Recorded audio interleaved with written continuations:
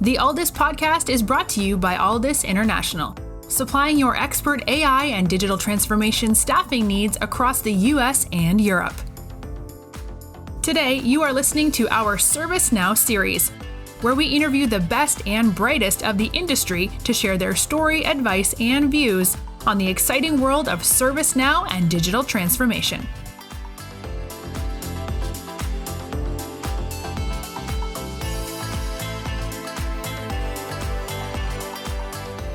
Hello everybody, it's Mark Kelly, Chief Customer Officer and co-founder of Alldus. Welcome to our ServiceNow podcast series.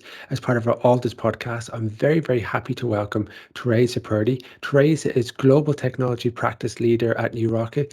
Teresa, and thank you very much for joining us on our podcast today. Thank you for inviting me. Thank you. Teresa, tell me a little bit about your journey to now and how you got into the world of ServiceNow, if you don't mind. Actually, my background's been SAP for over 20 years, SAP basis in engineering, and I've always had a passion in engineering. And so ServiceNow came about. It was an opportunity to implement for one of the companies I used to work for. And it really, to me, it was more of a logical, it made sense. You know, everything about it made sense, change management, incident management, service management. So that was my first view into ServiceNow and implementing the service management solution. So I've been, I guess, active in multiple projects, leading multiple projects with ServiceNow for companies about 7 years. Can you tell us a little about your role within NewRocket and what that encompasses, and people who have been living under a rock, what NewRocket does? Oh, NewRocket's awesome, right? Everybody knows NewRocket. My role is Global Technology Practice Leader. So I'm basically responsible, accountable for the P&L of the business from the technology perspective. About a year, in July, it'll be a year, we aligned to our ServiceNow Global Solution Framework. And so we merged off into different practices, and it's really empowered us to run and be at the customer level. So run our practices, our solutions, how we deliver for the customer, but in partnership with ServiceNow at a very detailed level. So it's really, it's been a great experience. And right now I lead a group of 201 engineers, architects, and business consultants. It's an exciting time for NewRocket. So within that role, and you mentioned the reporting line and you're being in charge of that P&L, you got a lot of different moving parts. Yes. At any one time. Tell us about how you've been kind of successful at managing that type of complexity, particularly within a remote world. Oh, well, that is a challenge, right? Our virtual world today. How do you even reach overseas, and vice versa? How do they reach us? And the face-to-face interaction. And so one of the things that's very important is the foundation of our business and how we run, and the people. So if our people win, our customers win. And so the community, setting up the community of our engineers, architects, our business consultants, and really starting to bridge that culture and build our culture. We're focused on a culture of excellence, a culture of learning and growth. And so that was one of the most successful factors of making sure our business was going to be set up for success. From there, you're able to move into. So now today, it's, your culture's established, and it's just really maintaining that, keeping an eye on it, participating in that with your people, as well as with your customers. So leading with that empathy, the empathy. So for our customers' perspective, it's just now it's running the business from that perspective. It's really what matters to our customer. How can we be that trusted partner? It could be, you're focused on the operations side of things, so it switches day to day. You're looking at, okay, how are we maintaining that pipeline? How are we growing our pipeline? What areas do we want to focus in more? So then you're focusing strategy and what's next, what hasn't been thought of. And so you end up placing yourselves and mentor your crew in the areas of disruptive technology, disruptive innovation.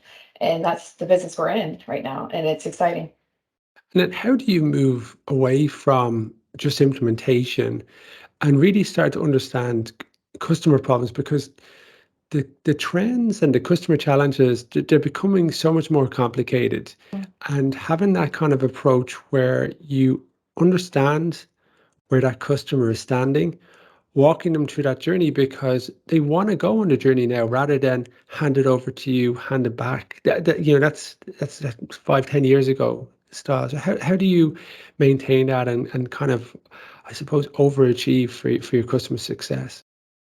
Yeah, it goes back. There's different ways to look at it. One is how you hire. Your experts that you're hiring, really, you want to know, do they have that customer perspective? It all boils down to empathy. You're when you're speaking with a customer, you're putting yourself in their shoes. But at the same time, you're teaching your engineers, hey, how this is how you approach that. This is how you ask these questions. You want to find out the problems we're solving and what they want, their outcomes, what their desired outcomes are, and how are we going to get there the best way possible, best practices, setting them up for success, future focus. Another way is what I mentioned, hiring your experts and those that you're looking for, those architects, those you want to see if they have that customer perspective, that background. And so asking the right questions and knowing that they understand, then not every customer is gonna ask for the same.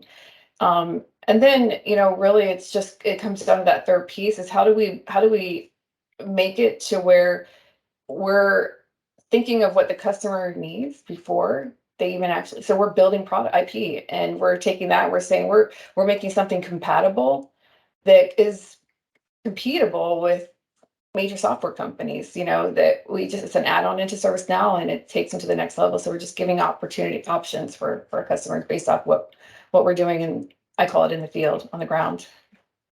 Tell us a little bit about E3 and what that stands for the listeners listening in and why that's important.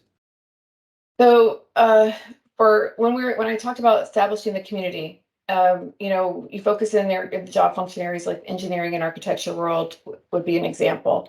E3 was engage engineering excellence. And what I did was I took it and I based it off of different areas within an approach. And one of the first ones, the primary ones, was the mission launch to Star Brigade. I'm very name brand centric, so I want to apply it to NewRocket. So the mission launch to Star Brigade, mission launch really was around how do you bring the candidate through to experience NewRocket, and are they all having the same consistent experience? Do they get to hear all about what NewRocket is about, what our culture is like? How are they, yes, one, what are they going to contribute? But two, how do we contribute to their growth and influence in the community and so of ServiceNow? And so for us, that process was important. So building, you know, um, ways to stay engaged, from the candidate experience, our interview guidelines that's consistent to our onboarding planner, having a 60-day plan in place so that they're set up for success for day one. That, as well as our career pathing matrix, that's really important. You find throughout your career, nobody really had anything like that. They didn't really have, hey, this is a guide. We want you to drive your career experience, and we're going to give you the tools, and we're going to empower you. That's what we're doing. And from day one, they have our engineers, architects, our crew members have an opportunity to see where they are, what level they're at, and how do they get to the next level. And so we base it off of 32 different competencies. One example: leadership, delivery, communication, collaboration. And in each of those 32 competencies, there's details on how to get to that next level. And it's more of an opportunity review, opportunity how do you give them the opportunities when they do assessments to get to that level, not necessarily performance reviews. And when you look at NewRocket, they've been growing and growing to a very, very high rate. The acquisition and bringing different people together and joining them all within that one mission, that's a challenging thing to do. If anybody has been part of acquisitions before, trying to maintain that culture, where you also got the element of fear of the unknown, you don't quite understand what's going to happen. How do you keep people engaged, not siloed, the rumor mill, particularly in the world of remote, right? It becomes even more challenging to do that. And how do you stay conscious that that's your journey too, and that you're working on that daily and kind of helping for those moments that matter? Yeah, it's right moments that matter. So bringing our community together during these acquisitions last year, it was a critical time for our company, laying the goals, the groundwork, that foundation for success. And the one thing that kept us true to the mission, the one which was one crew, one mission, go beyond, better together. Like we were very awesome at keeping all of those hashtags and everything we communicated to remind us. But the one thing that steered us constantly and everything that we did want to put in place, any process, any initiative, we look back and we measured against the values. So when I talked about our career pathing or how we're going to manage our practice, our performance focus on our practice, the foundation of that was our core values and it is excellence, creativity, integrity, teamwork, and empathy. So as long as we had that in mind, and it was a checkpoint, it really made a difference in how we implemented what we do to keep our community strong and to keep our people. Another thing I found successful was really just to constantly keep in mind, how do our people win? Because if our crew members are priority, their development, their experience, their within their career here, and how they perform on the job role, and then also how are they delivering for our customers. If our people are winning, we're setting them up for success. Our customers are going to win naturally, and that was key. So the one mission, one crew concept, and staying true to our core values and everything that we implemented was important in that. Yeah, so they're the foundation, and Yeah. if in doubt, you just keep referring back to those core values and actually Yeah. saying, is this within our core values what we're actually doing? Let's take a step, and Yeah. then using that as a good foundation. I always love the respect one as well, because when you're actually, if you think about something that either is it being respectful to your teammates, or is it being respectful to your customer, what you've just said, or how your conduct is, or are you being creative in terms of how you're actually looking at these problems? Is it slightly different? And are you walking in the shoes of our customer? What's actually better for them? Because they are so closely aligned now. And you need to be more creative because people have got more challenging problems to solve. Yeah, and it's true, because those challenge we have to stay up to date with them. We have to stay engaged with the customers, and we have to bring them along the way, our clients along the way with us. We we need to be cohesive. We're better together. We're not just saying that internally, just NewRocket, but we're better together with our customers and our clients. Every single member of that project matters. And so in order to stay engaged and to hear and to know where we are today with our clients and some of the experiences our crew members are facing, and how can we help, some of the things I've put together to appreciate those moments that matter are practice team boosts. So I do skip level meetings every other week. I invite the whole practice to come, that not their managers, but they get to talk and reach me and talk to me about some of the challenges they see, or some of the opportunities that they would like, or what they see with the customer. We have Thought Leader Thursdays. We're giving our practice capability leaders opportunities to present proposals. It's really awesome for our leaders to connect and really have a voice and master that executive presence. And it's almost like a junior ELT board in a way. Our Architect Council, so excited about that one too. That's another way we really try to seize moments that matter, and put our architects, our CMAs, and our CTAs at that level of helping us drive quality, the level of excellence that we bring there, our best practices. Global Flight Club is something else for our developers, by developers. They have a chance to influence their peers. Hey, this is what we learned. This is how you do. This is another example of a UI, how I use UI Builder to develop something for our customer. There's so much knowledge, and they learn that their influence matters. They learn how to create their own brand, and at the same time, they're developing that rapport in this virtual world, which is they're not distance doesn't matter. It's these awesome opportunities, seizing those moments that matter. Specialized training programs for our capabilities. It's not just a ServiceNow certification path. It involves core skill building around soft skills like empathy, leading with empathy, having hard conversations with they need to understand these skills and learn these skills to be that to get to the next level. Technology is not easy. It's a very challenging career, and Yeah. especially when we grew up in that career field, it's very challenging to today. It's really exciting to see how far we've come. And And one last thing too, with what we do, in keeping that empathy focus and our core values is, we put together she engineers.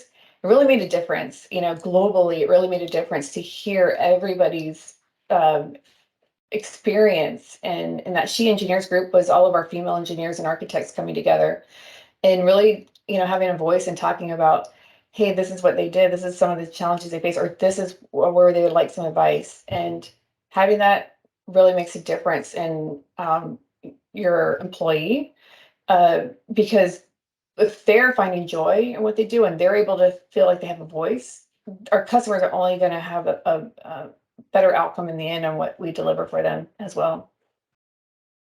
So all those different rituals, create momentum, and they really create really nice habits across the organization. And you can see how that kind of forming, norming, storming starts to Yeah. come true within the business, which is fantastic and all worthwhile.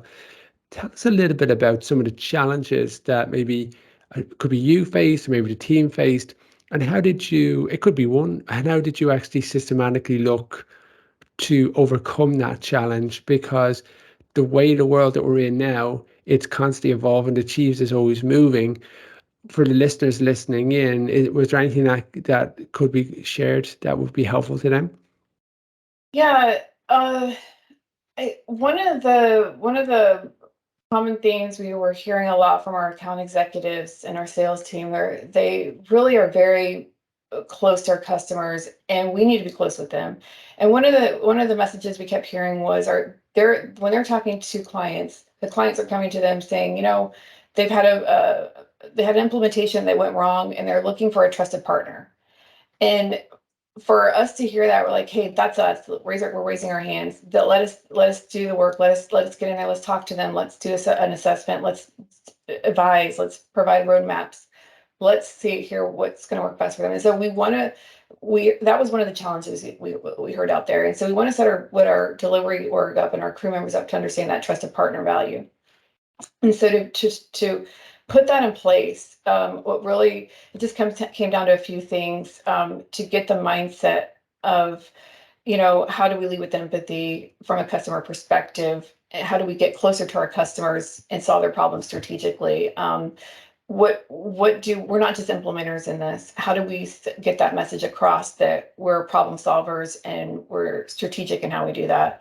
And we care about their company goals at the same time. So some things I like to say really quickly is, when we're talking through solutioning for a specific issue for a customer, I call it the JTBD method. It's that job to be done. What problem are we solving? What's the motivation behind their problem? Like, what's their key success measurements? Let's document those and then come back to them at the end of our solution, when we're live. And then what's their desired outcome? So those are some of the key questions, if that helps anyone. Yeah, it does. I think those questions are so important, because then you need to go on that journey with them, because some of them might have been on a journey before, as you said, that haven't gone well, and they're even more apprehensive on this change agent journey before, because if things don't go well, the morale can be really take a knock, and people are a lot less patient to want to go through it again. And then just reconfirming, that job to be done, and then reconfirm the expectations, and letting people know that you've heard them, Mhm. and then you want to go on that journey with them, rather than the tell and suddenly I know what's best for you Yeah, exactly. scenario, where people just are overawed, and they're not ready for that. They just still need to get over this first hurdle, which can help them then see the bigger picture, and then through those small steps, people can actually go on to that. And then people do want that closer partnership to go through them, and to understand that, this can be, there's a lot of apprehension around this, because there's so Yeah. much pressure to get it right. Yeah. Yeah, there is. And, data is such a key piece to that. They have ServiceNow, they have an awesome opportunity here within that environment, but really, you implement, you bring all this together for them, but how are we walking with them? How are they on the journey how can we bring them along on this and show them all the valuable information that they can get, and how do they really comes down to key decisions, like how can they make quick decisions too with the data they have, what was the value in all of this at the end of the day? So really having that session with them at the end of go lives, letting them see like, hey, this is the impact, this is the value proposition live now. Now let's help you see how to measure that success. The trust, we can't afford to be reactive with them. We need to be proactive and be that trusted partner, and getting them to see that we have a team that have that customer perspective, and we have a team that used to be a customer. That helps build the trust too, because we've been there before. And we can help bring them the right way. Don't make the same mistakes we did as customers. Please, we're on this mission for a reason. We want to help you not relive what we might have. It adds such value. So we've kind of gone from Tokyo to kind of early stage release now of kind of Utah. So many things are changing. Is there anything particular you're excited about with the platform, or any further investment you'd love for ServiceNow to continue? Yeah, I think I'll always, for a while now and future forward, is UI Builder is a change for us. That that we have so much to learn there and so much we can do. We really want to gain as much knowledge there and as much experience and be leaders in this area. Another one is AI. Again, it's anything automation. We used to call it self-service back then, but anything for digital transformation, like the AI is a big piece of it. How can we help predict data, predictive intelligence? How can we help bring our customers there so that they could make decisions easier, quicker, and not have to worry about so many different points. They can trust the system to do some of that. So automation is always going to be key. So anything in that area. ServiceNow. Yeah, it's a separate podcast because there's so many different innovations, and it's just a really exciting time. Yeah. You've been listening to the Alldus podcast. My name is Mark Kelly, Chief Customer Officer and co-founder at Alldus. As part of our ServiceNow series, I've had the pleasure of speaking with Teresa Purdy. Teresa is Global Technology Practice Leader at NewRocket, and Teresa's been giving us a little bit of an overview about her journey to now, some of the innovations that NewRocket have been applying within the team, and also the importance of empathy and helping customers solve their problems while also being creative, knowing that the cheese is always moving within that. Teresa, thank you very much for your time today. Thank you.